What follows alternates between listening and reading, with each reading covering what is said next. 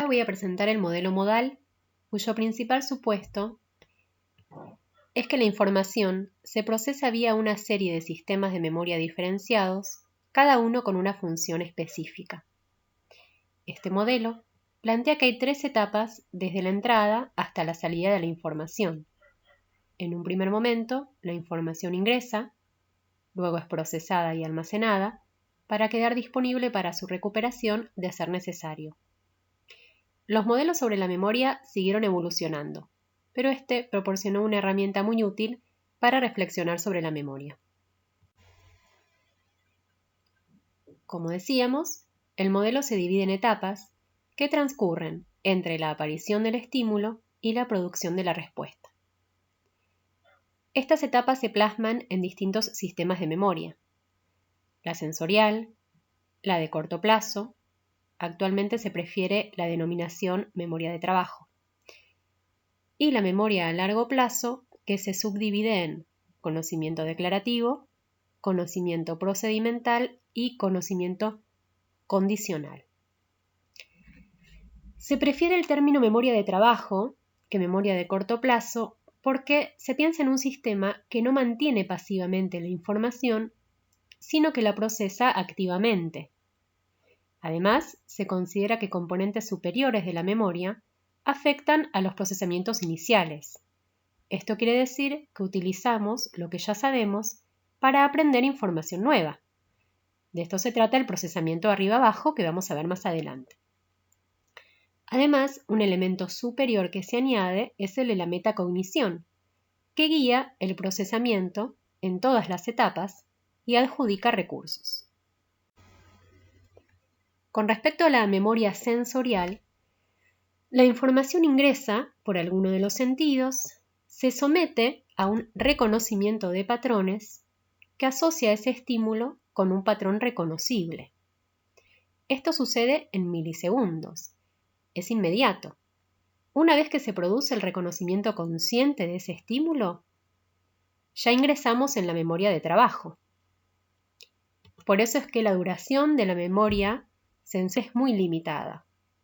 Hay que tener en cuenta que ni bien al objeto percibido se le da sentido, ya estamos en memoria de trabajo. Su capacidad también es limitada. Esto tiene implicancias en la educación, en cuanto a la necesidad de limitar la cantidad de información que se presenta a los estudiantes, y a la conveniencia de presentarla tanto visual como auditivamente. Esto da mayor probabilidad a que se perciba y luego pueda continuar procesándose. La memoria de trabajo corresponde al estado de atención o conciencia. Acá es donde aparece el significado y donde notamos estar frente a algo. Este almacén de memoria tiene una capacidad limitada a 7 más menos 2 unidades de información. Es muy importante tener en cuenta que la memoria de trabajo es sensible a la cantidad de unidades de información, pero no a su tamaño. Por lo tanto, se puede optimizar la capacidad agrupando la información. Utilizar esa estrategia justamente para generar que los bloques sean cada vez mayores, que contengan cada vez más información, cada uno de ellos. Su duración es limitada, solo puede mantenerse la información en la memoria de trabajo en la medida en que se la repasa, se la repite, como en el caso en que querramos recordar un número telefónico y no tengamos dónde anotarlo, entonces lo que vamos a hacer es repetirlo, hasta que, a fuerza de repetición, logramos memorizarlo y pasarlo a la memoria de largo plazo. Otro proceso, que es más profundo, implica un aprendizaje más duradero, es el de la codificación. La codificación implica que podamos relacionar esa información nueva que estamos procesando con información ya almacenada en la memoria de largo plazo. Esto permite transferir esa nueva información a la memoria de largo plazo justamente en virtud de los lazos que pudimos construir entre la información nueva con la información vieja. Entonces, la memoria de trabajo desempeña 2 funciones críticas.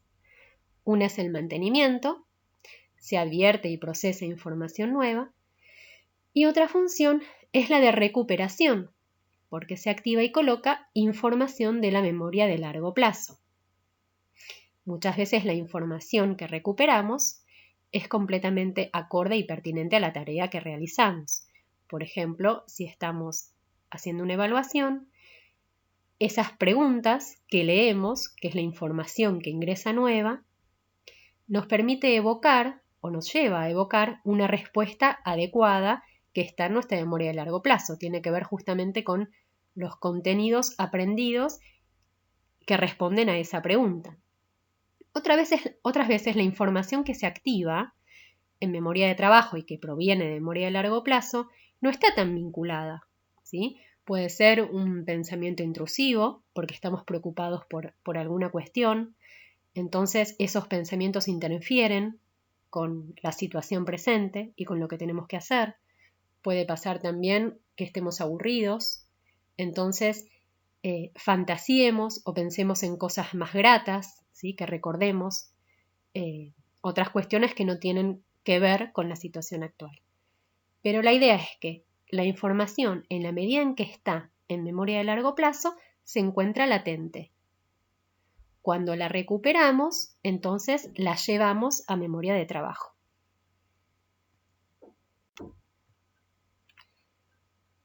Repitiendo, la información entrante se mantiene en un estado activo durante un periodo breve y se procesa repasándola y relacionándola con la información recuperada de memoria de largo plazo. Esto era la codificación. Por lo tanto, la memoria de trabajo es frágil. La información se pierde con rapidez si no se aprende bien, sobre todo por la interferencia que genera otra información. Incluso más que el paso del tiempo, lo que atenta contra la memoria de trabajo es la interferencia de otra información que constantemente está ingresando al sistema cognitivo. Por eso se recomienda no enseñar muchos temas, sino enseñarlos en detalle, algunos pocos, pero con la mayor profundidad posible.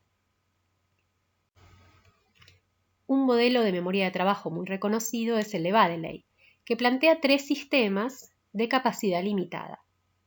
Uno de ellos es el sistema de control ejecutivo que controla a los otros 2, los supervisa. Esos 2 sistemas subsidiarios o servidores son el bucle articulatorio, que procesa información verbal, y el de los esquemas visoespaciales, que manipula y procesa información espacial.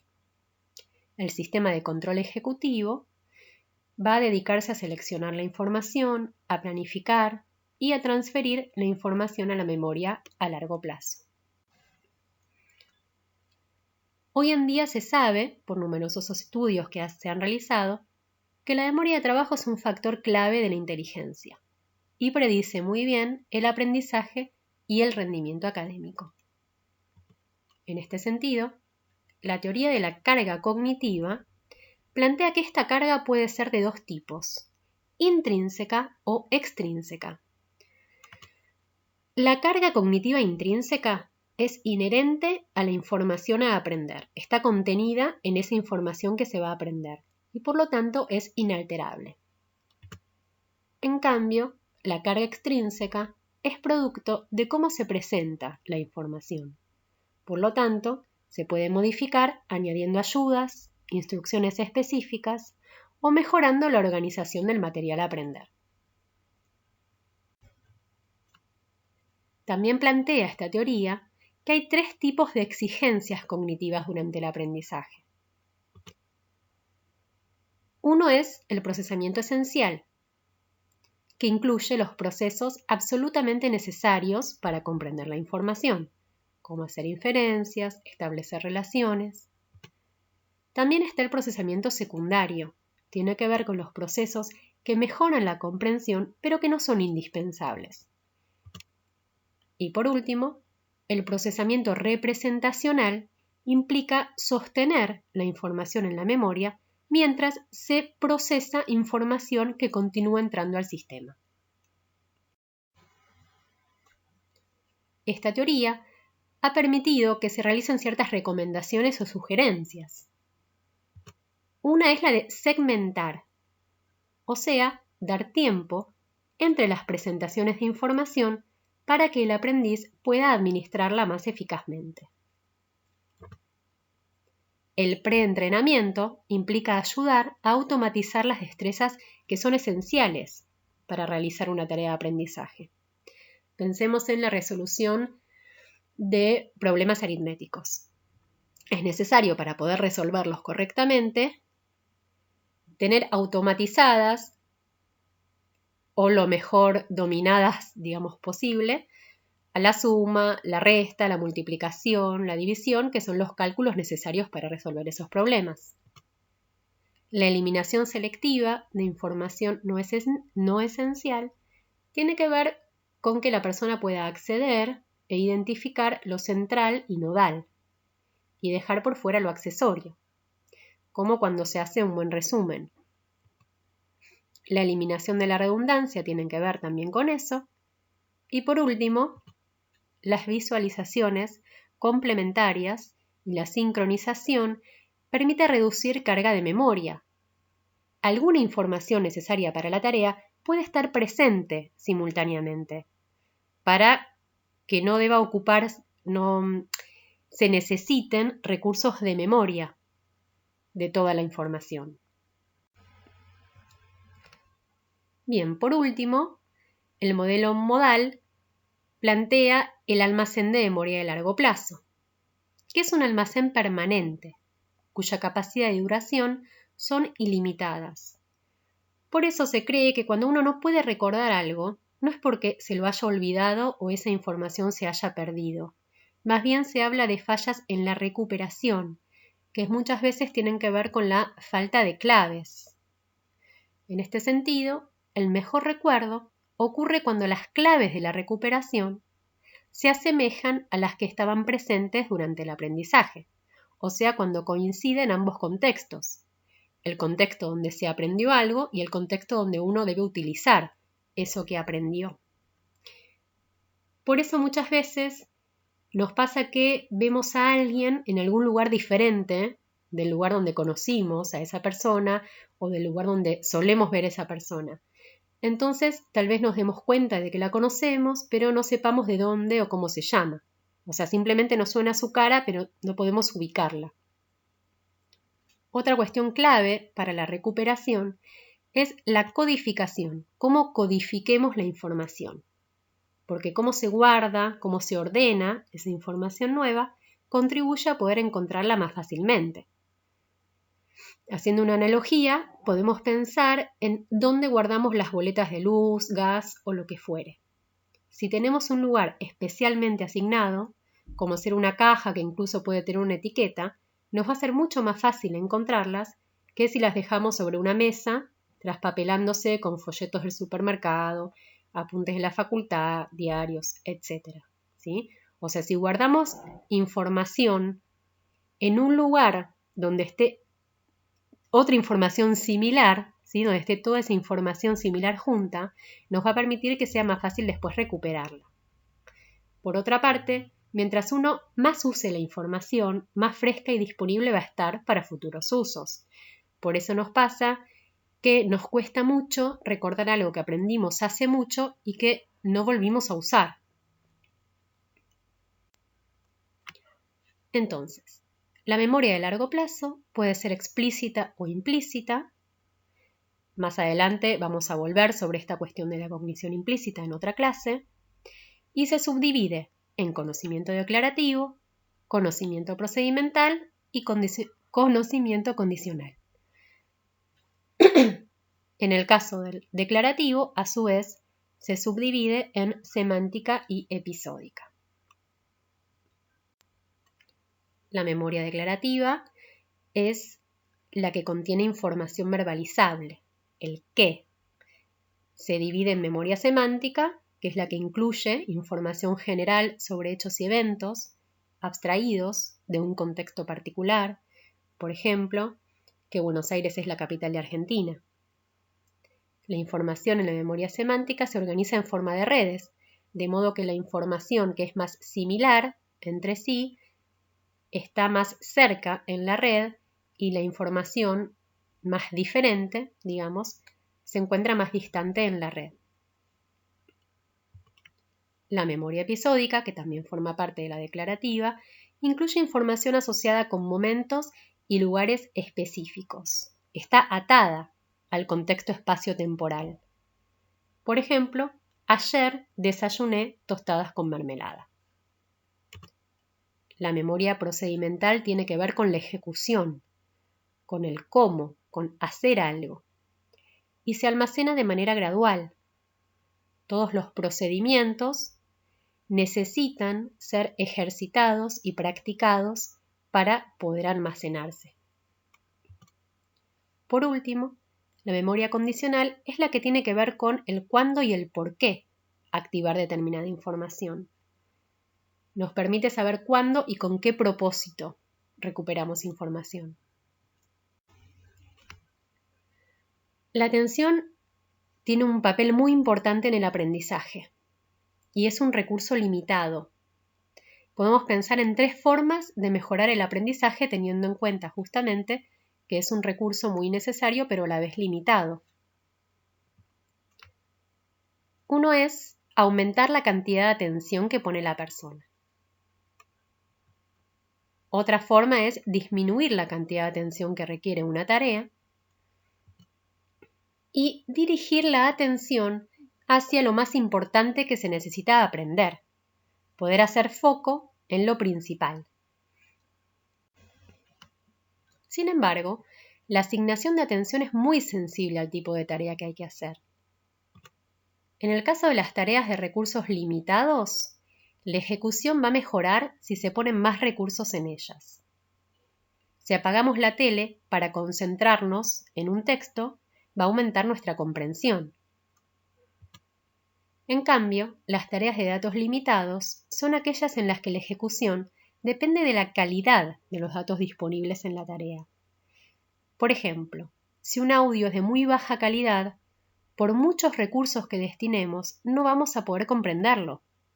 En el caso de estas tareas, aumentar la atención o dirigirla especialmente a lo que se quiere aprender no va a ayudar. Por lo tanto, es clave poder prestar la justa atención que cada tarea demanda. Los aprendices hábiles no malgastan sus recursos atencionales inútilmente y se apoyan en muchas destrezas automatizadas para conservar esos recursos. En este sentido, a medida que las habilidades se vuelven rutinarias, se requiere menos atención consciente para procesar la información. Esto exige práctica y ejercitación, que hace que las habilidades se conviertan en automáticas y puedan ser activadas por medio del estímulo, como en el efecto Stroop que deben conocer, donde una persona que domina la lectura no puede evitar leer una palabra solo por el hecho de tenerla delante, a pesar de que se le pide que diga el color de la tinta. Se dispara de manera automática la lectura. Los buenos lectores pueden dedicar sus recursos a la comprensión, que requiere un procesamiento controlado, porque la decodificación de las palabras no les insume recursos, está automatizada. Sobre esto vamos a volver cuando veamos lectura en otra clase. Por último, con respecto al papel de la memoria de largo plazo en la percepción, el reconocimiento de patrones y la asignación de significado, podemos decir que los esquemas, que son estructuras organizadas de conocimiento, nos permiten interpretar información nueva y saber cómo actuar frente a ella. Por ejemplo, oler humo puede activar el esquema correspondiente de que se debe al fuego y entonces prepararnos para huir rápidamente. La motivación y el contexto también son importantes. Lo que las personas desean y esperan percibir también influye en la percepción. En el caso del contexto, ayuda frente a estímulos ambiguos o degradados. Puede ser que, por ejemplo, algunas letras estén borroneadas y aún así sepamos de qué letra se trata porque tenemos el contexto de la palabra, de las letras que sí podamos ver o de las otras palabras que componen la oración. Los lectores hábiles construyen una representación mental del texto mientras leen y tienen la expectativa de que aparezcan ciertas palabras y frases en el texto, y esto ayuda a la comprensión. A su vez, un mismo estímulo puede interpretarse de diferentes maneras. Si miramos esa imagen, la línea horizontal nos indica que el estímulo del medio es una B, pero si prestamos atención a la línea vertical, es un 13. Entonces, esto que estamos comentando ahora se debe a que existe un procesamiento que es de tipo descendente, que va de arriba hacia abajo. Este tipo de procesamiento se refiere a la influencia que ejercen los conocimientos, las creencias y las expectativas en la percepción, permitiendo un procesamiento más rápido. Pero esto es posible justamente solo en la medida en que tengamos conocimientos, creencias o expectativas respecto de esa información nueva que se está procesando. Si no, lo que va a primar es un procesamiento de tipo ascendente, que va de abajo hacia arriba. Predomina cuando se tiene escaso o nulo conocimiento previo respecto de la información que se está procesando. Por tal motivo, este procesamiento es lento y detallado, como cuando uno lee letra por letra al aprender a leer. Bueno, acá terminamos con la presentación, espero que les sea de utilidad.